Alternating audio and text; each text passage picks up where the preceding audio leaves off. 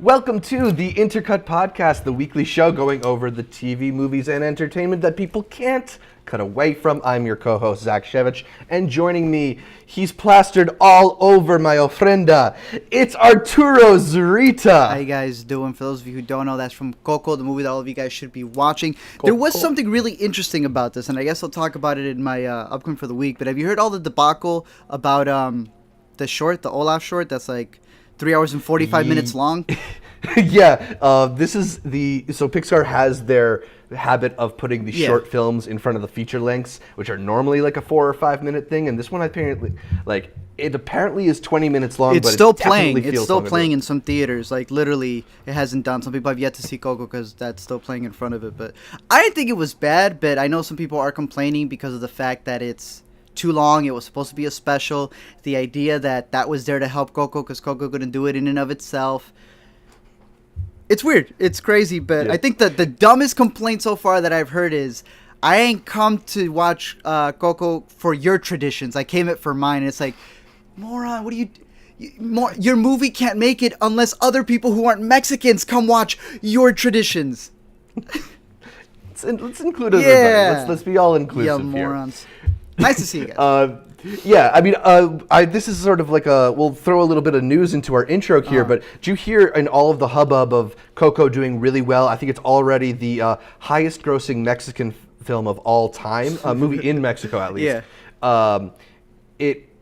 Among the things that have happened in Mexico is a lot of movie theaters there have stopped showing the Olaf short because the people in Mexico just don't they really don't want to care. see it, bro. You want to see some people want to go back and see it more than once. You got to sit there 21 minutes. That's an extra set of trailers you got to watch. I didn't know that. That's crazy. Funny. All right, so welcome back to the Intercut Podcast. We are talking about the latest movies and more as we do every week on this show. In a little bit, we'll talk about the first announcements of year-end awards, as well as Kevin Feige's big Avengers 4 promises. But first, Arturo, we already started talking about it. What you watching? Well, y'all know I watch Coco. I have made 4 videos. Count them, 4 videos on a movie. Never happened like that. I barely make 2 on a movie, but I got 2. I haven't even caught up with all of them yet. So I'll put the links below, partially for my own enjoyment later. On my new project that I'm working on, let me explain. I got 2 videos. One should be coming out today. One of them is pretty much just on the Easter eggs. People love them Easter eggs. I worked hard to find all the big ones. Got them all down. Nice. And then I have one just explain the movie for those of you who don't want to go out to the theaters and deal with that Olaf short maybe. But then on my main channel where I talk about topics, there's like 2 things that really stood out to me. I made one on death. I titled it The Second Death in Coco, which was really funny because I got so many people saying unsubscribe, spoilers. Which was interesting because my video has nothing to do with the movie. It has to do with an idea I thought of because of the movie. The second thing that was really funny is that when you have a lot of people who complain, it's beautiful because then you really get to see the people who truly appreciate the videos that you make. And I love how they came in and just practically said, "Ya morons, the movie's about death." They're like, I didn't know anyone died. It's in the trailer. Do you know what Dia de los Muertos means? I mean... But I made that video. I know not all of us took Spanish, but that's pretty rudimentary. And then I made another one on Coco and the problem with diversity. And gladly, a lot more people actually listened to what I had to say and didn't just comment thinking. I have a lot of ones that said, I thought this video was going to go one way and it went another. And I'm like, yo, I don't care if you don't agree with me. I'm just happy y'all actually watched the video. Some people don't want to watch the video. So needless to say, I had a lot to say about the movie. I loved it. All of that's there. So I'll just recommend it and say I think it's fantastic animation, a fantastic story. And it's one, I just saw it again yesterday with my whole family. And it's worthy of multiple viewings just for little things like that. But just when the story fully develops and you get that Pixar moment, seeing the whole movie again, knowing what the Pixar moment is, beautiful. Highly recommend it.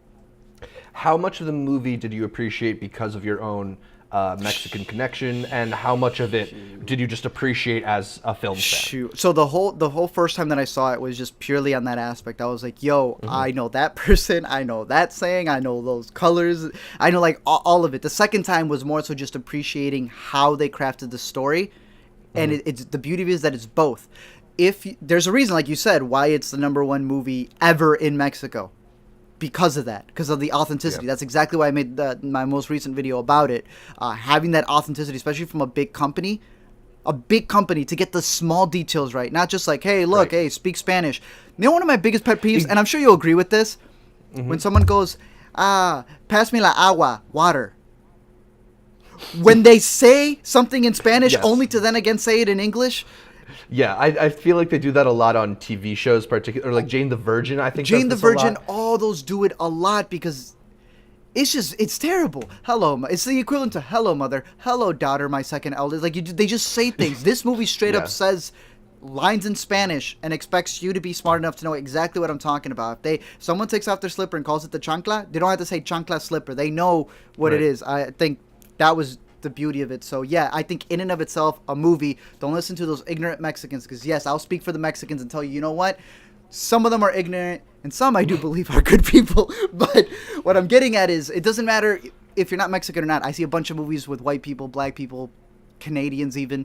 I enjoy them, and I think in and of itself it's a good movie. But for the people who it's representing, Yeah, and I heard it's got the equivalent of those first 15 minutes of Up in terms of crying is the last 15 minutes of Coco. It hit you right there? the thing is, Dusting in the theater the for you? thing is, I knew it. Something just clicked, and I was like, I think I know how this is going to end. And usually that would spoil a movie. It just made me enjoy it like I was watching it for the second time, the first felt time. right. It just felt right. Yeah. So this is one of the better Pixar movies then in quite a while. It's special Would to you me. say since like Toy Story 3, since before then? Ooh, man, like, I think it's up there with Toy Story 3. And again, Yes. maybe some of it is on the personal side, but I would say I know with a bunch of the stuff with John Lasseter and things, I still recommend going to go watch it and just, I don't know, I think it's very enjoyable. Yeah, what you were mentioning is the whole John Lasseter took a 6 months leave from Pixar over recent allegations of sexual misconduct. I just wanted to throw that in there because it's something that we're not going to get to in Yay or Nay in a little bit. He does have executive producer credit on this film, but this is Some people a wanted to movie that's boycott work- it. Because of Yeah, there were people talking about that, and this is a movie that is the work of a lot of different people. So A lot. I don't know if it's necessarily right to boycott Yeah. just because of Lasseter's association. talked about this. Do you know the name of the co-director? Who Yes. is I believe it was his first film, and he is Mexican, Uh-huh. working on, alongside Lee Unkrich. I'm forgetting his first name, but his last name is Molina. It's A. Molina. Yeah. Andres Molina, something like that. Something like yeah, that, and yeah. he's worked on a bunch of other Pixar stuff before. Co-writing, I want to say, and co-creating with the story and stuff like that. So. Yeah, and now he's getting his chance at co-directing Oh, the feature. it is and- perfect. Yeah, that's one of the beauty. That's why I said in one of my videos, I was like, yo, the most Mexican movie of the year, directed by a white guy. A white guy, because this is the man, forget his color. Color has no talent. This man, if you would have chosen a Mexican just because he's Mexican, and then the movie doesn't end up being that good because, great, he's Mexican, but that doesn't mean he knows how to craft a story like Lee does, right? That would have been dumb. Yeah. Lee knows how to craft a story, and the man's smart enough that he got this dude to co-direct, and you can see it. They work together to make a fantastic story. And going back to the John Lasseter thing, I know we always talk about, like, when it's a director's work, it's like their baby. I mean, this is like you said, especially in an animation, more than a live action movie. That is so many people working together, and this isn't so much a spoiler, but more of a heed for you to watch it and to not have this detract from it. The ending of the movie, every Pixar movie ends with them telling you the babies, right? The Pixar babies and everyone who passed away, they dedicate the movie to them. It's right at the end credits. Obviously, the whole movie's about you need to have someone's picture in an ofrenda for them to be remembered in the afterlife. They put up a picture of every single person who's ever worked with Pixar, ever, at the end of the movie. They just all appear. And during the filming of the movie, in their offices, they had an actual ofrenda for anyone's loved ones. So don't, because of someone who you don't even know the entire case for someone who's taking a 6-month vacation for this, you're going to boycott it for that? That's... Yeah. No. Yeah, the co-director Lee Unkrich, who we were talking about before, I wanted to mention, he did also direct Toy Story 3, which is my most recent favorite movie in the Pixar canon, so you got dope. very good pedigree going into Coco. I'm excited to catch up with that movie. Art, I also know you caught up with the movie. I shouldn't say caught up, because see, it's a sneak preview. Literally. I may have helped you arrange that you see one of the movies I'm most excited for. maybe months before I'm going to see it. Oh my boy! Shout out to the boys. I'm not mad. Shout out to the boy Zach over here. Gave me a little screening code to go see this movie called Phantom Thread. Now, if you've seen this trailer, some of you who are the film nerds out there are gonna be like, "I need to see this." Paul Thomas Anderson, the GOAT's last movie in Daniel Day-Lewis. Yo. You have to go see this thing.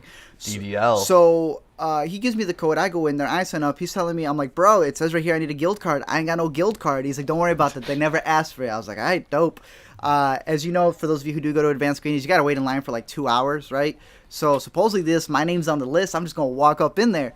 So I drive to the city. Yeah, I go up there. I've never been to the theater. It's one of the theaters in the city that I haven't been to. Go up a set of stairs, go up another set of stairs, go up another set of stairs because it's all the way up in a building. And I get there and it seems real quiet. I go up to this lady with a notepad. I'm like, yo, there's still seats for that Phantom Thread screening or what? And then she's like, yeah, what's your name? And I'm like, my name's Arturo Zarita. And she looks there. He's like, yes, there you go. I was like, dope. Then she's like, but it didn't say what affiliation you're in. What affiliation are you in? I said, what? She's like, what affiliation are you in? I was like, oh, I was, it was for a magazine. And she's like, what magazine? And I'm like, a partner from the AV club send me a code for my channel to send it through. She's like, what's your channel? I'm like, the A to Z show. And she's like, okay. She writes it down and I'm like, cool. Where do I go? And she's like, Theater 7. I was like, dope. I tried thinking of the only other people that I've seen in screenings who have given it around. That was the AV club who I always get like the GoFobo screenings to. Yeah, I'm with them. I'm totally with them. Like, yeah, bro, ask about me. So I run. Bro, you got a big channel. Just embrace that. Listen, I am from the A to Z show. Listen to me. I go up there and I'm watching the movie, right? I'm sitting there. I'm like, it's so weird because I always see a movie with regular audiences.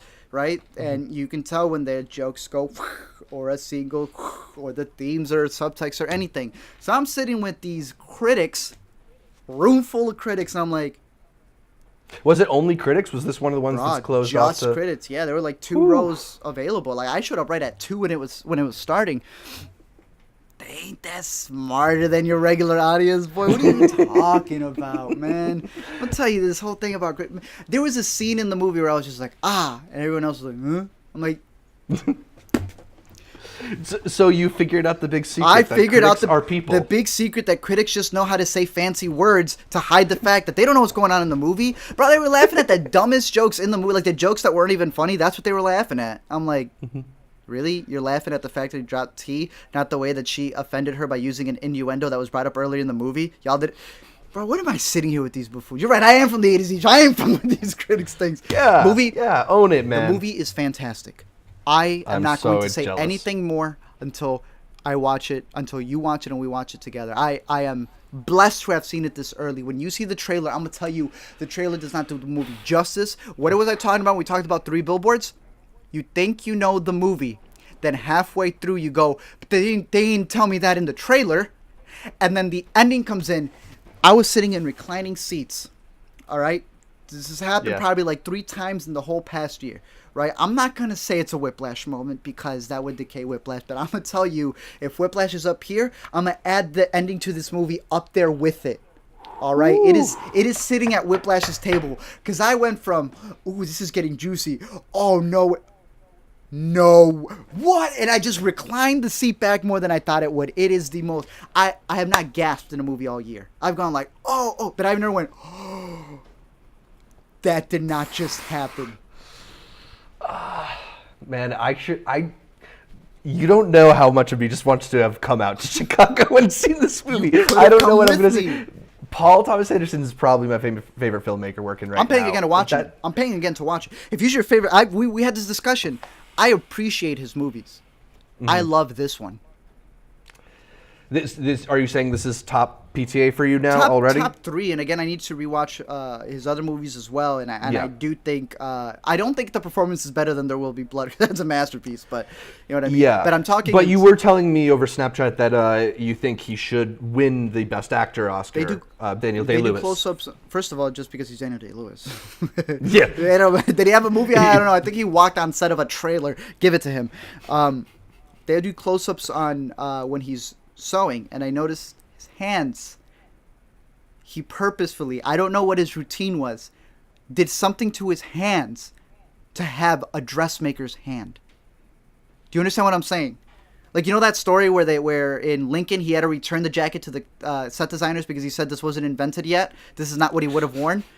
In this movie, like, for rehearsal or whatever he did, he sewed enough that he has, like, what a dressmaker would have as scars on his hands, very subtly, to show you this man, like, the way he acts with his hands alone. That is not something that I tell you these genius critics were looking at. I was going like... Yeah, I mean, well, this is the dude who, like, briefly retired from acting to, become like a shoemaker or something because he was doing the method thing for one of his movies. I heard someone say that he's part of why he's retiring now is he's going to do dressmaking. I don't know if that's just some weird internet rumor. It sounds like it to me. It's crazy. But man, he goes all and the characters are insane. The characters are insane. The whole back and forth between them two is fantastic. I cannot wait to talk about it more when you see it, because that's just what needs to happen. I'm just saying it is one of the best movies of the year. Everyone needs to give it a watch because you do not know what's in store for you. Hype. Hyped it up I'm so hyped. All right. I saw a couple weeks ago, but now it's starting to make its rounds in theaters, I, Tonya. Yes, you do. This is the new biopic that I believe is directed by Craig Gillespie, and it stars Margot Robbie as Tonya Harding, the infamous skater who competed for the U.S. during the Olympics and was involved in a infamous incident with Nancy Kerrigan, which if you know it, you know it, and if you don't know it, you will not believe it at first. It's one of those things where it's so surreal, it's hard to believe, but life is stranger than fiction sometimes, and I think this is a story that does really get at the absurdity, but the interesting dynamics that are underneath the story here. You know, I think a lot of interesting movies recently that talk about public figures do so in a way that sort of reveals the way that the media has largely shaped our view of a public figure, and that it may not be as truthful to that person as it could be. And this is a great movie at showing how the reality is often a lot more nuanced and complicated than the absorbable media story. There's a very one-note, white trash depiction of Tonya Harding that has developed over the years, and there's so much more to her story, and it's told so charming and funny and with such texture. The characters here are really fully developed. There's a great performance, not just from Margot Robbie, who I expect to be nominated for Best Actress at the Oscars, but from Allison Janney playing Tonya Harding's mother, Lavana, just the nastiest woman, and the, you know, just purposefully imbuing the skill of ice skating on her daughter and scarring her along the way, and doing it in just a bleak, hilarious style that Allison Janney is great at if you've seen some of her other performances. There's a really great performance here from Sebastian Stan as Tonya Harding's husband, and there's a couple other really interesting performances here too. I think this movie sometimes reaches a little bit for dramatic weight. Okay. It tries to implicate, basically, it does that thing where it's like, and you're guilty too for watching. And I don't know if it necessarily earned it, but it's a really enjoyable ride the whole way through. I laughed out loud while being engaged with the drama. So I think it's something that, whether or not you know the story well, it's going to be gripping and entertaining. It's probably one of the favorite movies that I've seen all year. I definitely recommend checking out I, Tonya if it has expanded to your city. 2 questions. Yes. It seems similar because it's based off a true sports story with a crazy ending, but obviously different in other ways in terms of tone. But comparing it to Foxcatcher, right? Better or worse in your opinion? Or I mean, they're both really good movies, but like, which do you prefer? So I would say personally, that I preferred personally. I feel like I preferred I, Tonya. I feel like I will too. Yeah, and like that's not to diss Foxcatcher, which is a excellently made film with really great acting and just beautiful, beautiful cinematography, but it's not a pleasant experience. Okay. And I, Tonya is a pleasant experience. Of an unpleasant event, right? Yeah, and there's a lot of unpleasantness, but it's depicted in a way that feels more relatable and feels more human, Okay. and doesn't feel as bleak and devastating as Foxcatcher did. I like Foxcatcher. This movie is definitely more mainstream, and in a way that I enjoyed. Question number 2. You say she deserves an Oscar nomination, but we talked about Yes. 3 Billboards. Yes. I'm trying to think. Oh, well, you haven't seen the other one that should be getting a nomination, Mrs. Ladybird. But where do Yeah. you see her as a strong contender? Nominations one thing, but who we talking about? Like, is she up there with the top 2 that usually end up going head to head? So,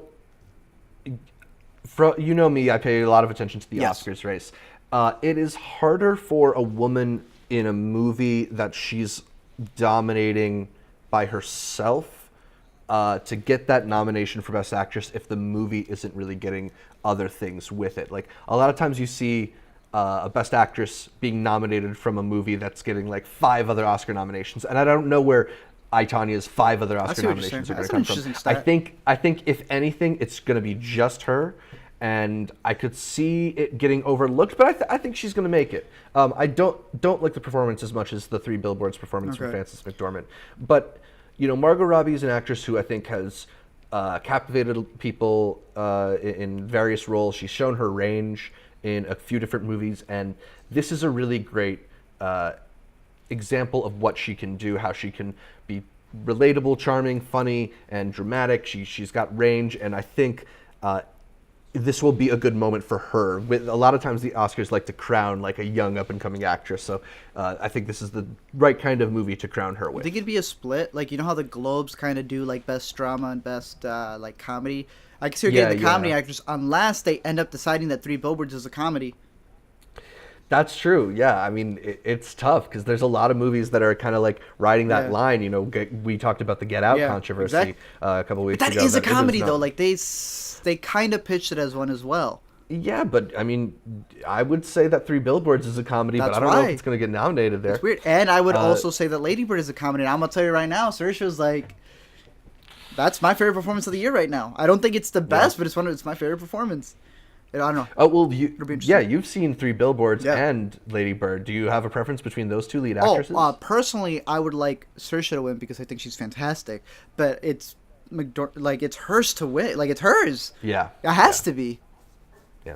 Well, let's get into some more award season discussion with the yay or nay when we look at the latest happenings in the entertainment industry.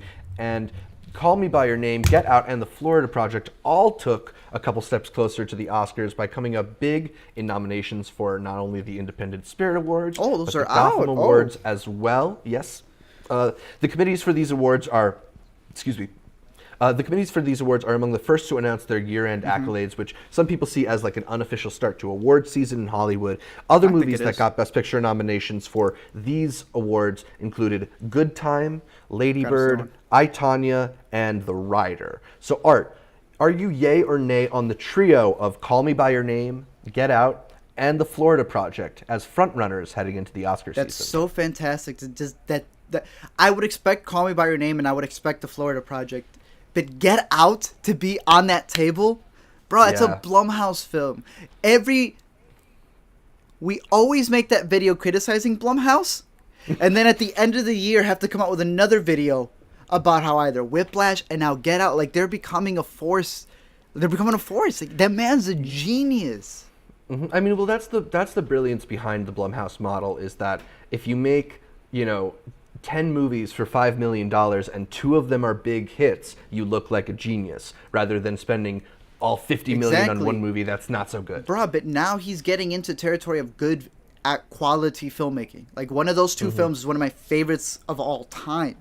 Get Out is like a lot of people's favorite for this year. I think that's fantastic to see it up there. I'm curious which ones will drop out because I feel like, and you may know the statistics more than I do, not all of these 3, maybe 2, maybe just 1 is going to end up making it over there. You know what I mean?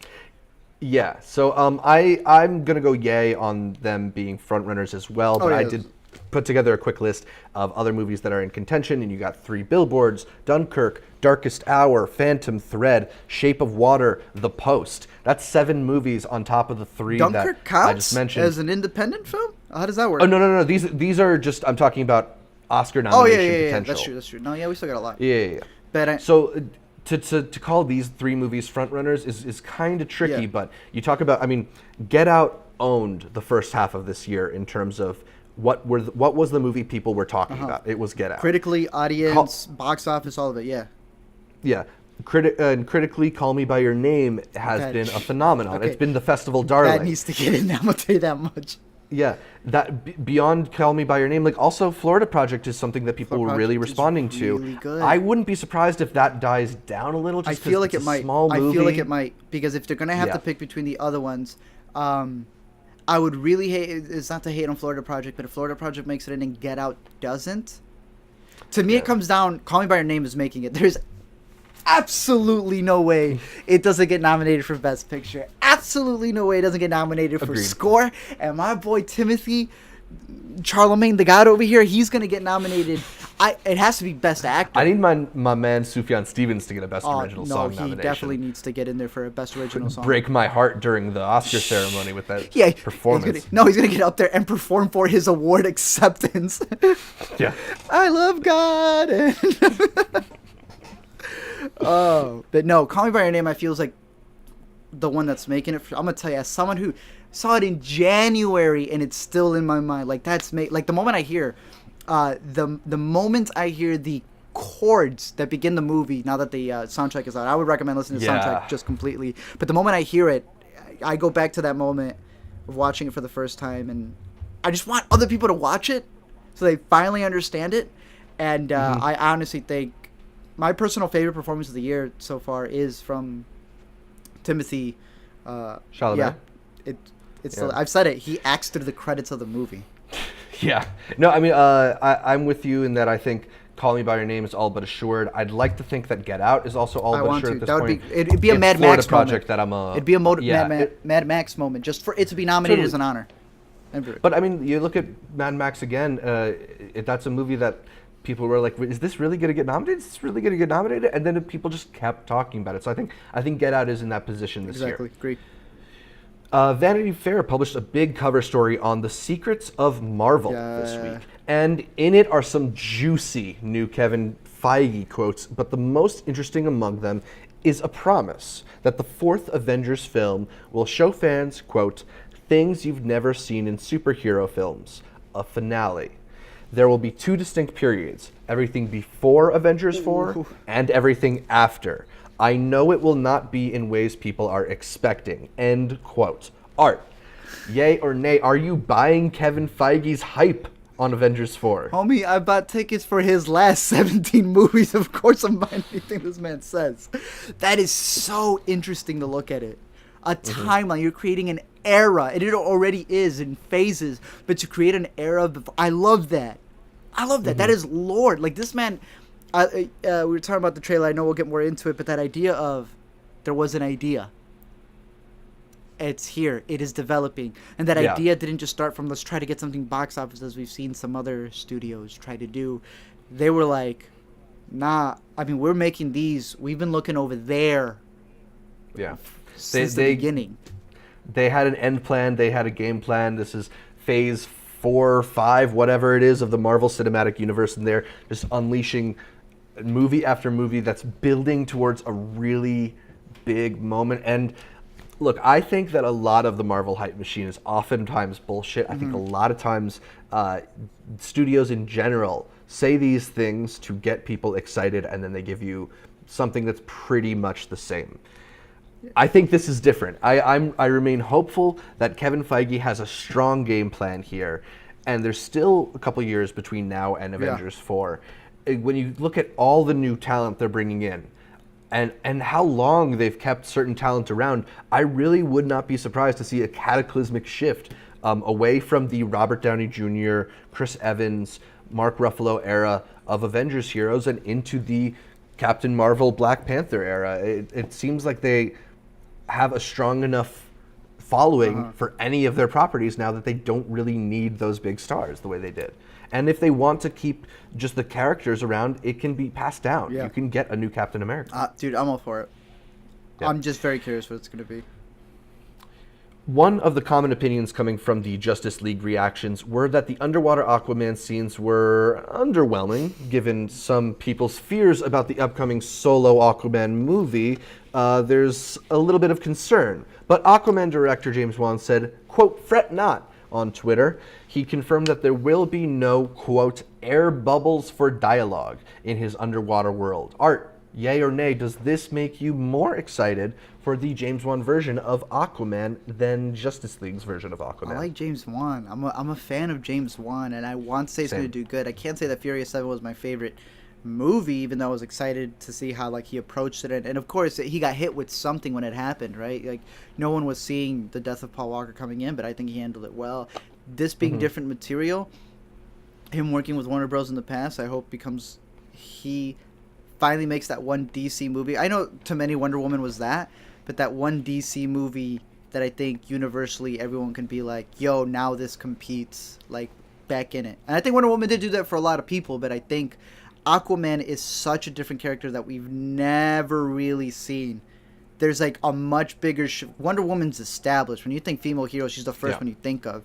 Aquaman's a joke. Yeah. Right? No, I forget who it was. I want to say it was Richard Lawson on the Little Gold Men podcast saying that, you know, for years everybody looked at the Entourage joke of Aquaman just being this joke superhero who was never going to get their movie, and Warner Brothers responded by making a Entourage version of Aquaman who's just as broy as all those dudes. I like James Wan a lot. I don't have a lot of interest in this property, but I have faith in him. He's yet to really put out a movie that I thought was bad. So I'm more excited for his version than whatever Joss Whedon, Zack Snyder melange we got in Justice League. I'm done with Joss. Over the weekend, Buzzfeed published a piece called 10 Long Years of Trying to Make Armie Hammer Happen. How many second chances does a handsome white male star get? In this piece, they go into detail on the many different routes that Armie Hammer's career has taken and all the different ways that the publicity machine around Armie Hammer has tried to turn him into an A-list star. It's a piece that essentially is criticizing the system which allows white male stars to again and again get opportunities in Hollywood that are not necessarily afforded to other people. But are you yay or nay on this tactic for acknowledging the issues in Hollywood by attacking Armie Hammer, our delightful Armie Hammer? You mentioned Entourage. Yeah. You saw the movie? Actually, no, but I've seen the series. There is an entire subplot in the Entourage movie where Armie Hammer doesn't have to have a job. And he keeps begging for a job, and the whole movie he's being made fun of because he's this white privileged boy who just has money, but everyone knows he sucks at acting, and he's making fun of that the entire time. They find him somewhere, and they're like, "Hey, Armie, what are you doing?" He's like, "Oh, you know, just hanging out." He's like, "You don't got a movie?" He's like, "No, I'm Armie Hammer. Why would I have a movie?" Yeah, and I think that was like during a long break. That was a long break when he had it. This was like after the Lone Ranger, maybe before or after, somewhere around there with the Lone Ranger. And then obviously after that, he started getting a couple of stuff like the one where the American played the British dude and the British dude played the American dude, Man from Uncle, for whatever reason. That was a fun movie, but yeah. Yeah, no, he started doing a bunch of indie movies basically after Lone Ranger and all his other films didn't really bring him that stardom that a lot of people were expecting. How do I put this? There's another similar case that's happening right now with Post Malone, who I think both of them share this very welcoming, very friendly attitude, and I truly believe they are. I see them, and I see it in their performances as well. It's like you ain't the best, but it's like, man, you're trying, like he's trying, and you see him in the interviews and stuff. And I think he's legitimately a good guy doing things like that when he appears in movies to make fun of himself. I see this more as a hit piece because, as I just mentioned, this was the joke back when the Entourage movie came out years ago. Yeah, it definitely feels this has like been a a thing. big hit piece. He was brought up. I still remember reading the articles where it wasn't just him; it was him and Taylor Kitsch. I like them both. I'm a fan of Taylor Kitsch. He's like my Jai Courtney in a sense. He's terrible, but I want to root for Taylor because of Friday Night Lights. You know, I just see him as that character from Friday Night Lights still, who's still trying to get that chance. Riggins. Exactly. And to me, this was a hit piece. Like, this has Yeah. already been said before, but this was clearly, and I don't want to assume anything from the author, but when you were telling me that it was bringing up, like, personal things, and it's like, bro, this is like, yeah, this is a guy from money, but your intent on this is like, I don't, you know what I mean? Yeah, no, the piece is essentially criticizing Armie Hammer for coming from money and having stuck around, which seems like a really What's the lame point? To me, excuse this to just try sounds and like take somebody jealousy. down. This sounds like Yeah. jealousy. What is he doing wrong? Once he does something Right. wrong with that money, sure. Plus, and we're at a moment in Hollywood where a lot of bad people are being expelled from the industry, and for good reasons. Yes. And I think to sort of capitalize on that Yes. moment and Yes. and push Exactly. it towards a guy who's honestly really done nothing wrong other than not being the best, most successful actor in the world. That's Like, his bad thing. That's like what it is. and he responded on Twitter before deactivating his Twitter account. Oh, really? Essentially saying that the chronology of the piece is spot on, but the perspective is quote bitter as fuck. That's true. I'm with him. It's just a really bitter way to look at And he's not allowed to what's he say. supposed to do? What's he He supposed can't to do? even Like, defend just himself. quit after Lone Ranger because I guess that didn't happen. God forbid that he want to try more than one role. And you know? he has. It's He went from crazy, Lone yeah. Ranger in these bigger stories now to like the smallest one where he played a gay character who I'm sure Yeah. 75% of the male actors won't do it. And wait, whose roles is he taking? Because I know for a fact he hasn't taken any black people's role, Mexicans' roles, Asians' roles. You get what I mean? Usually that's the Right. complaint, right? Oh, white people Yeah. always taking a role. Well, I guess nobody was going to do the Lone Ranger. And, well, technically no one can And- play him in Entourage. You get what I mean? Like, there's not even that to argue about him. No, totally. And I like you. I kind of just don't know why you would go after Armie Hammer when you have a perfectly bad Jai Courtney right over there. We're almost out of time for yay or nay, so let's hit it with quick, rough cuts. First, Drive-In Neon Demon director Nick Refn has a secretive Amazon series in the works called Too Old to Die Young. Previously announced that Miles Teller would play the lead of the series set in the criminal underbelly of Los Angeles, but now Refn has unveiled the rest of the main cast by posing in a photo with 9 headshots on Twitter. In it appears Billy Baldwin, John Hawkes, and Jenna Malone alongside Miles Teller. Art, yay or nay, are you intrigued I am. by Too Old to Die Young? I'm very intrigued on the fact that they've just swapped. Damien's like, I'll take your Ryan Yeah. for your Miles. Trade Yeah, Tracy's. they just traded. No backsies. No, I'm always up for a Wind and Refn film just because I know I'm going to be like, what the heck am I watching? It's either going to be very like, what the heck is this? Or just an experience. Like, to me, Drive is an experience. Like, we were talking about music Right. earlier. Drive soundtrack comes on, doesn't matter where I'm at. I'm wearing leather gloves, wearing that jacket with the scorpion in my back, and riding off into the sunset. I'm excited. I think Miles Teller can do achieve what Refn wants. I've seen him in several movies recently where he's able to just act with his face, not say anything, which I know is what Refn wants to do. And I like seeing Jenna Malone back with him again, so it'd be really interesting. Yeah, no, it's cool that Jenna Malone is working with him again after Neon Demon, but I gotta go nay just because I have limited patience with Refn, and the idea of following him for a whole series. Oh, it's a is like, series. it's a series. If this was a movie, I think I'd be on board, but I can't really spend 8 hours in Nick Refn's world unless I hear it's really good. I'm sorry. I'll spend it if he gets Rodriguez or whatever his name is to come back into the score. Right. Jude Law has been cast as Captain Marvel in the mentor role to Brie Larson's Captain Marvel in her upcoming solo superhero film. Art, yay or nay, Jude Law alongside Captain Marvel? Sure. Indifferent. Yeah. I like Jude Law. You don't like Jude Law? I do. I think he's a cool dude. Yeah. I mean, they're running out of big names to bring I into see the Marvel Jude Law universe. as the male version of what's Pepper Potts? What's her name? No one likes her. Oh, Gwyneth Paltrow. I've always seen him as the male version of Gwyneth Paltrow. Yeah. That's just, I don't know. I just wanted to say that. I don't know what it is about him. I feel like a lot of people hate him. I think had something Yeah. to do with, I think he married his nanny. He hired a nanny to Yeah, marry there her. was Yeah, some yeah, kind yeah, of yeah. cheating scandal or yeah. something like that. Yeah. I think he's a good actor. I don't know. I'm more for it than against it. All right, cool. I'm just for Brie. I just want Larson to The do that. often delayed solo Gambit movie starring Channing Tatum is currently slated to hit theaters February 2019. That's a long way away, but the movie got a little closer to reality thanks to the announcement of Masters of Sex and Party Down star Lizzie Kaplan in the female lead. Art, Oh. yay or nay, Lizzie Kaplan as a good fit for the Gambit Bro, universe? I've liked Lizzie Kaplan since Cloverfield, since Mean Girls. Yeah, let's go. Yeah, no, yeah, I'm on that Lizzie Kaplan since Mean Girls train too. I think she's great, and I think she's fits well. Her attitude, I think, could I fit think so. into a snarky superhero yeah. kind of universe. Kenneth Branagh will helm a sequel to Murder on the Orient Express. He reunites with screenwriter Michael Green on another Agatha Christie adaptation. Nile? This one tied Death on the Nile. Art, yay or nay? Are you back on another ride with Branagh's intrepid detective? It's an intriguing story, and I almost want to say no because it's like I barely got through the first one because I was like, it's so over the top theatrical. Yeah. I mean, obviously I'm gonna watch it and I'm curious for what it is, but it's like, Yeah. man, he's so over the top.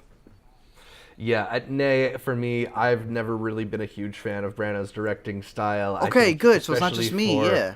Yeah, for a mystery, it's much more better to be subtle, and he's very heavy-handed. And he's directing in himself. Yeah, and he's directing himself. do which that. whenever he does that, I am not so much a fan. So yeah, I'm gonna go nay. And our last one, Amazon will have Will Ferrell and Molly Shannon hosting a New Year's Day Rose Parade show as fake morning TV show hosts. Art, yay or nay? This is how you want to spend your hungover New Year's Yes, Day. 1000%. I like all of these mock interviewers. I still want Skylar, whatever Mock his shows. that Skylar, whatever his name is. Do you remember that from the interview? James Franco, the guy Yeah. who James Franco played. He needs to come back. I'm Right. waiting for him to come back, but they're not allowed to. Yeah, I'm totally for this too. I mean, there's not really much better to do on New Year's Day, and it's not like you're gonna, if you're lazy and watching. I like to be able to tune into stuff like the Rose Parade, but I also want to watch something entertaining, and if I can get a little bit of both, that sounds perfect to me. So I'm all for that. We head to our Topic of the week. and it's the only thing people are talking about in film, Twitter, internet stuff right now. There's an Age of Ultron trailer for the new Avengers movie. Art, I know you have a firm no watching trailers Absolutely stance. not. I do not watch trailers until I realize I'm a hypocrite, and I just had to watch this thing. Now, listen, when the thing leaked, it's different than the one that leaked that they played at Comic-Con, but it also is very, very similar because the one at Comic-Con just has some things that were shifted around. It starts with the actual end scene that Right. was in this one, and the new trailer that they kind of cut has it at the end, but it's still kind of similar for the most part. I really wish they would have released the one from Comic-Con because I thought that one was actually like really, really cool. But bro, I had to watch this one. I mean, what I love the most is that sometimes it feels like it's a year off. It's not a year off, bro. This is in May. This is 3 days before my birthday. I'm excited for this. Those promises we were talking about earlier, that Feige saying that the fourth Marvel movie is going to be so big that everything Right. before it and everything after it is going to be a completely different timeline. It's going to be like, I don't know, AD, one AD Yeah. and BC. Like, it's supposed to be that big of a split. I'm only going to believe that depending on how 3 ends. And seeing the Russo brothers is why I'm really hyped on this. Captain America Winter Soldier, I think it's a great movie. Don't love it as much as everyone else does, and I'm happy for them, but Same. that movie ended in a way where it's just like, bro, y'all had balls. Like, whoa. Yeah.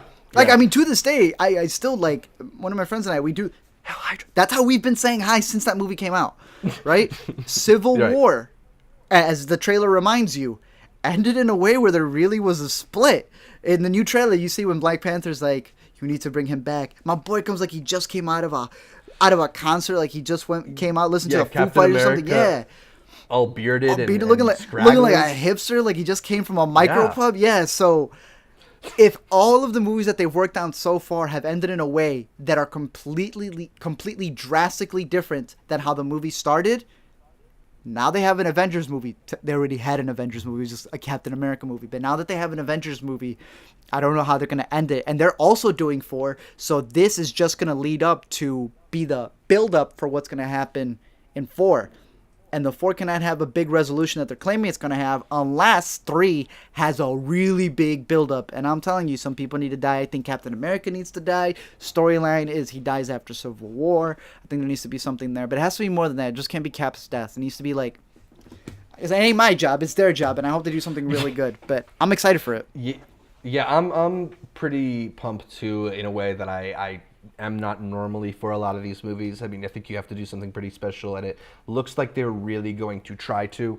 And like we mentioned in our Yay or Nay segment earlier, I've got some faith that they're really willing to put some things on the line. I mean, you look at this trailer, and it's just so jam-packed with recognizable faces. This is the coming to fruition of a long held idea that if you can build up this universe, you can make it so there's like all these people that we already know and already have an investment in, and you care about almost every character in this movie. There's going to be at least, I'd say there's probably easily 30 or more people who we will like know by name and have seen on screen for 90 or so minutes at least before, which is really unique. And just as a unique thing in filmmaking, I think that's cool. I'm excited to see all this come to fruition.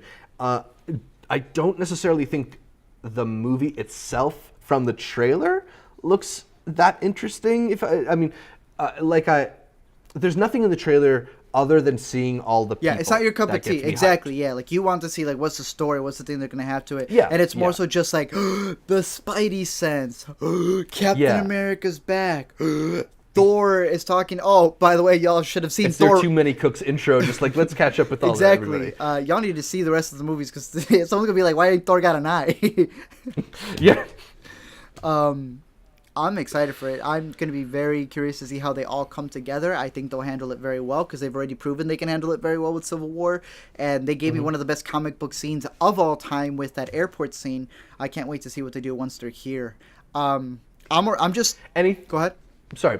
Any thoughts on Thanos? We got our first I was about to go right into that. Of Thanos because they've been teasing him, and you actually see that big purple giant in pretty full frame in most of this trailer. I'm waiting for the memes, man. My man looks like Barney. It's like evil Barney coming in to attack the world. But I love how they're setting him up because I feel like it's like, all right, superhero movies, beginning, middle, end, go fight the bad guy, then a little thing. But I'm like, this seems like a hunting movie. Yeah. Thanos is counting, and I like there's a shot that they show in the trailer where he's like, I got 2. Where that other 3 before I smack someone right here. Right. And he goes and you see him trying to get visions, and you see him, I think with like, it looks like Loki giving him the Tesseract, and it's just like, it's going to be a countdown. And I feel like the ending to the first one is going to be this crazy battle. He's going to end up with the final one. It's just going to be his fist on the thing. And it's going to end with, You think that's how maybe that will be part of the cliffhanger is him getting access to the It's a cliffhanger. There's no doubt in my mind it's going to be a cliffhanger. That's what's going to leave everyone because it's going to be Empire Strikes Back. They have throughout, not one director, have alluded to Empire Strikes Back all the time. It's clear that everyone who works on these movies adore that film. It is clear that in the last one, they literally started it with the way that Empire Strikes Back comes out. Remember? Or the way Empire Strikes Back with getting the AT-ATs, AT-ATs, or whatever you prefer to call them. That's how they solve a big issue in the movie, in the main fight. They're always alluding to it. They're going to allude to it in this next Avengers movie by ending it the same way that Empire Strikes Back, with this huge reveal of something and this cliffhanger of like, oh my goodness, we're losing and the bad guys are winning. This is going to be, that's how it's going to, it's going to be with him winning. He's going to have the upper hand. Yeah. And that would be something that actually would justify some of this hype and justify all this talk of it being something different, something that's dramatic, something that really is pulling people back to the next one. I do think Marvel had, you think about the history of franchise movies and stuff like this. The reason they don't do those dramatic endings, the reason why Batman never dies in any of the Batman movies, is they don't have enough infrastructure around them, just financially to support it. Warner Brothers isn't going to let Batman die and then make a Robin movie because they know the Robin movie's just not going to work as well. But Marvel has gotten to the point where I really do think most of these people are expendable. And that's different, when you watch these movies, one of my big problems with them is how non-expendable a lot of the characters are. They bend over backwards to keep Nick Fury alive and somehow involved. It's just all this stuff done to try and justify keeping people around, keeping you occupied on the same 5 or 6 people. And now that you've got this huge cast and they've of worked. recognizable faces, and they've worked. And you've got all these new interactions to develop. The trailer ends with that fun little tag between Thor and the Guardians, which, now that Thor is fully immersed in comedy, now that Thor has become Guardians of the Galaxy 3. Yeah, I'm ready for that matchup. I mean, it's. I think there's a lot of exciting stuff there. For me, though, I don't know. If you're putting that much money and this much time into building your universe, kill them all. If your big villain is really going to be this like pinkish looking rock I'm man, not okay. Yeah, kind of looks like the Thing from Fantastic Four. Oh, the Thing looks ugly as can be. Yeah, no doubt about that. But this has been the patience to create this, man, is admirable. Forget Boyhood. Give me Thanos' hood. This man has been building up since 2012, right? Like, we're so quick to like get the main villain out there. It's like, no, they've been teasing him since the beginning. That's cool. Even before they showed him, they've been teasing the Infinity Stones, which were a part of him. Yeah. So I don't know. I think it's really exciting to have this big payoff. And as you were talking about, they never want to kill their characters because they haven't built enough. I think Marvel's built enough to be able to sacrifice one and be like, okay, we can afford getting rid of one of you. And then they finally have set it up where they can do that, not have to worry about it financially, but doing that, I truly believe, builds consequences. Let's look at the only other superhero who ever did it, Logan. When Logan did it, that was insane. Like, that's one of the reasons why, spoilers if you haven't seen Logan, but I'm not really, because you should have seen Logan. Yeah. The beauty of that is that I think that was just Fox that messed up. Like, that's such a great story, but I think they okayed it on accident. They okayed it, they filmed it, they released it, and they're like, yeah, that's great. And then they were looking at their slate for next movies, and they went, oh, shoot. Because Fox is just dumb. Right. Marvel has had the patience to not do that early and then do something dumb. They have it, you brought up, Furies is dumb. What's his name, who's now in the TV show when he died in the first movie? It's like... Oh, Clark Gregg. Coulson. Agent Coulson. Like, it takes away from that impact of that moment. Some people will say, no, you guys are the comic book fans who collect #1 issues as if they're still gonna make you money. Like, whatever. Right. Challenge me. We'll go at it. No, there is a point in having a beginning and a middle and an end of a character. A lot of these characters don't have ends. If they start introducing ends to some of these characters, not just side characters, but big characters, I'm gonna be like, Marvel, ooh. And not only that, but like, if you, for example, kill Iron Man or kill Captain America, or just do something to like send them away or whatever, that not only becomes this big anvil of a story point that you can drop into the movie, but then that changes how people interact with the rest of the movies going forward, because then you have this knowledge like, people can die. It's like, it becomes The Walking Dead or something like that. The people are expendable. Breaking Bad, or Game something. of Thrones. Game of Thrones. That's probably the better. You brought up, you're naming all these bad shows. Like, what would you do? Give us some more respect over your Walking Dead. It's kind of like a CW show. No, you were talking about franchises, and I think they're very smart, and they've done little tweakings here and there, right? Let's make it this crazy comedy. Like, let's make it this suspense. Let's make this espionage thing. I think when they're talking about 4 being the big one, and that everything after 4, we don't know what it is, but I feel a lot of it's going to be in genre and tone. I think of the Fast and Furious franchise and how it became this rinky-dinky car thing, and now it's this espionage thing. They changed the entirety of the franchise. I think they're going to start making different movies and completely change what a superhero movie is. Because if someone wanted to come in and be like, oh, I'm going to make a different idea of a superhero movie, it's like, who are you?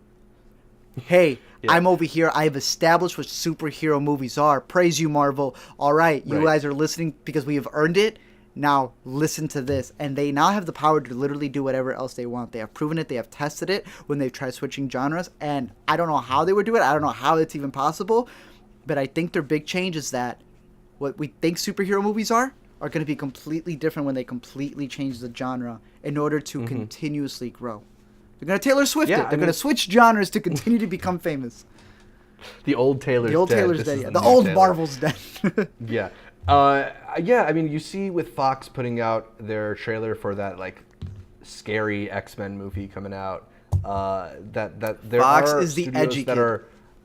are willing to take a little bit of a risk Yeah. with some of these superhero properties. And Marvel has so many cooking right now that, like, you know, for years there's this thinking that you can't do a big budget superhero movie that's R, which Deadpool kind of erased because Logan, now they're and Logan too. And I wouldn't be surprised if Marvel starts to dip into that direction a little bit, dips into the genre They've done it direction a in little TV? bit. Bro, Yeah. they smashing on TV, bro. I just finished watching The Punisher. Man, cheese grated someone's face. Like, they're doing it on TV. I can't wait to see if And they... people are saying that The Runaways is one of the best Marvel shows Oh, on yet. And that's Hulu, supposed yeah, to be yeah, very like a teen drama almost. It's from the guy who co-created The OC, so I'm interested to check that one Okay. out too. One last little bit on the Avengers trailer. A lot of the trailer seems to take place in Wakanda. We haven't yet visited Wakanda because Black Panther is not He's out so yet. cool. Does that make you more or less excited? Do you think it's a little weird that it's so Black Panther heavy, even though we don't have Black Panther yet? No, well, I'm completely fine with it because we get Black Panther in February. Yeah. They know and are already gambling. I'm in it. I don't even care, y'all. I'm in it 100%. That we're all going to be like, Wakanda, I want to move to Wakanda, I want to move to Wakanda. That's what it's going to be. Yeah. So it I only mean, that definitely feels like a big Yes. vote of confidence Exactly, in the Black because Panther what they're movie and character. that everyone's going to be so invested in it. All right, 2 months later, they are already new to make a place there. Get back there. They're just flexing. They have so much confidence. Yeah, we're just going to remain it here. And I'm going to be completely honest. That first Marvel shot was really cool because we'd never seen something like it. The Avengers around them. Then the second one was this crazy, like, yo, how many characters? You remember that one from Ultron? It was like, it was like, okay. Then the one from Civil War was cool because it's like, oh, they're facing each other. Bro, them looking like a rock band in the middle of the jungle looking like some Lion King stuff. Black Widow's got blonde hair. Your boy over here with the scruff looking like a hipster band. It looks dope. I think the setting looks really cool. Yeah. I'm excited. Yeah, there's a lot to really be excited for in this latest installment from Marvel. We'll talk about it more, I'm sure, in the months coming up to the film's release. We'll talk about Black Panther when that movie is finally out. But for now, let us know also in the comments if you've got any excitement for Marvel, if you've heard of these Marvel movies, whatever these little rinky-dink Marvel movies. Those little tiny independent films that are out there. Nominated for a Spirit Award. Yeah, no, let us know what characters you're most excited to see interact. Like I said, I really think the interactions between Thor and the different Guardians are going to be a lot of fun. That's going to be the cutaways in the movie from all the tenseness. Since they're up in space, it's a perfect the cutaway. comic Yes, relief. exactly. Yeah. Now we move on to our final segment of This and Every Week New to See. The new in theaters, it's kind of a lot of limited releases as we're getting to award season movies that are opening in big cities and then slowly expanding. In limited release this week we have The Disaster Artist. This is the new James Franco comedy that is a retelling of the making of The Room, perhaps the worst movie ever. I saw this one. This one is pretty hilarious. I'll be seeing it this weekend. I gotta say, you're seeing it this weekend. Cool. So I'm excited to catch up with it with you. It's surprisingly well. You hear about a premise of he's trying to tell the making of the worst movie ever, and you feel like there's going to be a lot of playing up stupidity, playing up sort of awkwardness, and it's a much more interesting character study than I anticipated it being. I feel like I got some insight into Tommy Wiseau, the guy who directed The Room, and got some insight into how it's like to be involved in a production like that. Because we often find ourselves watching bad movies and thinking, like, how did they do this? How did they agree to it? Why did they think that was a good idea? And you don't think about how stressful it can be on set and how little direction you can be getting and how few or how demanding the director is. I think this is a movie that really gets, obviously because Franco has that knowledge, it really gets how movies are made and how movies can be poorly made. And just some of the personal interactions on set that I think we haven't necessarily seen in this light in movies before. And it also really does, I think it's a weird tribute to The Room and what makes The Room so memorable. I mean, I'm not one of those people that loves watching bad movies, but it made me more, it gave The Room a more special place in my heart, I think, agree. at least. So I'm excited for you. You see it as a love letter that he made for him, right? Yeah, Yeah. oh yeah, it's definitely loving. I mean, it's not all positive, No, obviously. if it because the wasn't, then movie is yeah, then it would bad be and that would not he's be a bit good of a movie, joke, but it is definitely a loving tribute to Tommy Wiseau. I'm excited for it. Yeah. I got a bunch of friends we saw it the past weekend, so it'd be very interesting. The Room? Yeah, because none of us had fully seen it. So when it ended, we were like, "What? Yeah, what?" Yeah, and there's going to be some double features of The Disaster Artist and The Room. Should be, yes. So I'm sure if you can try and find one of those screenings, that will be a lot of fun. Something that's really, something that's great in The Disaster Artist is that they do a lot of like showing you the real movie for real? and then showing you, it's really fun. Okay. It's really fun the way they do it. Another movie in limited release is Woody Allen's latest Wonder Wheel, which has been getting panned by a lot of critics. The movie stars Kate Winslet, Justin Timberlake, and some others. Also in limited release, I believe in New York only, is the latest Guillermo del Toro film, The Shape of Water. I'm trying to check this one out this weekend because I didn't get a fancy sneak preview screening. But I'm super, super hyped for this one. Also out in release this weekend, Love Beats Rhymes, directed by RZA. It's an uplifting movie about rap, slam poetry, and true love, starring Jill Scott, Method Man, Common, and Azealia Banks in the lead role. Why? I don't know. I really don't know where this movie came from, but it's out this weekend. Wait. Gangsterland, a movie about Al Capone and associates, and Another Wolf Cop, Yeah, the sequel to Wolf Cop. I never saw Wolf Cop, but I love the name Another Wolf Cop. Another Wolf Cop. New to VOD earlier this week, we got Logan Lucky, the latest film from Steven Soderbergh, the comedy starring Adam Driver and Channing Tatum alongside Daniel Craig. You thought this one was good? I think it's a really good rental. I saw it in theaters, thought it was good, but I think it's better to watch at home. Nice. Tulip Fever also came out on November 28th, the long delayed movie. And I Do Until I Don't, the Lake Bell romantic comedy. I love Lake Bell. I did not love this movie. Oh, really? Dang. Yeah, what's it about? Yeah. It's a romantic comedy that's sort of about how marriage is sometimes hard and people don't always stay happy. So every in Lake Bell relationships, movie. But yeah. It's good though. I mean, no, it's not. It's all right. It's a decent It has moments. It feels like it's two movies trying to compete with one another. It's a Netflix stream. Yeah. I'll wait for it then. Yeah, it's a lazy Sunday Netflix stream. What's your pick for the week, Art? My pick for the week, I got a couple of ones. If you are out in theaters, I'm going to re-recommend Lady Bird. Been working on a video for it and just completely fallen in love with it all over again. So if you want to go out in theaters, definitely check out Lady Bird. And like I said, if you want to go something for your whole family, then definitely go and watch Coco. Just skip the first 40 minutes, which is the trailers and whatever else. If you are at home, though, The Punisher is a high recommendation that I have. Fully enjoyed it. Finished it up. I thought it was fantastic. Really good show. I feel like there was something else that I watched, but I can't think of it at the moment. So I'm just going to say, there you go. Go to the theaters, watch those two. If not, stay at home and watch The Punisher because it's pretty good. All right. I am going to recommend for people who are in New York, LA, I want to say maybe Chicago too, some of the big cities, that they check out The Disaster Artist if that is around over here. this weekend. It's one of my favorite movies of the year. It's very funny and it has more heart than you're expecting. But for those of you who don't have access to The Disaster Artist, there is a great movie on VOD that I caught up with over the Thanksgiving holiday, and that is Good Time.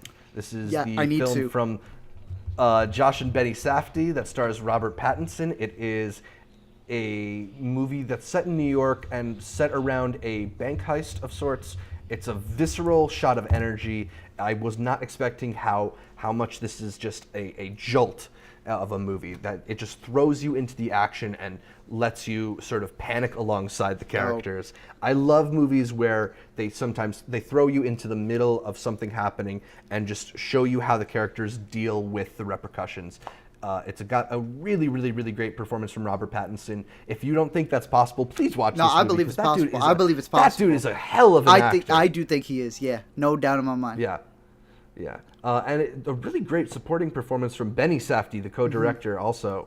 which is That's interesting. An interesting little Yeah. but it was one of my favorite movies of the year so far. It's really, really cool. I would definitely recommend you check it out. And please let us know what you thought, what you think of all the movies that we recommend on the Intercut. You can let us know by interacting with us on Twitter, on Facebook, on Instagram at IntercutPod, or leaving us a comment here on YouTube, where we upload our podcasts weekly. You can follow more from me, Zach Shevich, by checking out my Twitter, zshevich, or on Instagram, also at zshevich, and check out my YouTube channel, youtube.com/multiplexshow. Art, where can people find more from you? You can find me in Chicago, Illinois, address, no, I'm just kidding. You can find me at the A to Z Show on Facebook, Twitter, Instagram, and the YouTube. It was interesting at the end of the screening, they were asked of Phantom Thread, which I also highly recommend you go check out in a month, you peasants. Was I was gonna be flexing on the fact that I saw the movie, and the moment you go in, I'm gonna text you what happens at the end. Check out at your local sneak preview of movies that aren't out yet. It was interesting because at the end of it, they were asking us for lines. I didn't get an embargo to sign or anything, but they were asking us like what you thought of the movie, right? And she was writing down exactly what it was. Now, I rushed out because my parking was about to be unvalidated. I ain't about to get towed because it was in a tow zone right after 4. It was 4:05, so I rushed out of there. But I thought, yo, what if I would have said something, right? That was so good, because this is the representative, like, because you always wonder, like, critics rave it. It's like, that critic don't even got a review out yet. Where do they get those snippets from? Bro, from right there, yeah. So it's like, I would have been like, what do you think of the movie? I would say it is the most sensual ending Anderson has ever done to date. And then a month from now, I'm watching the TV spot, the most sensual ending Arturo's really. I would have been like, what? Oh, man, I'll be even more upset. That would have been insane. That I am a part of Phantom Thread's marketing. Oh, that would have blown me away. Don't worry, I didn't give my testimony that time. But man, next time. Anyways, you can find me at the A to Z Show. And if you don't want to talk to me personally, you want to talk to both of us, you can find us here on the Intercut. Yes, you can listen to new episodes of the Intercut podcast every week on SoundCloud. And hey, we're on Apple Podcasts. That's official.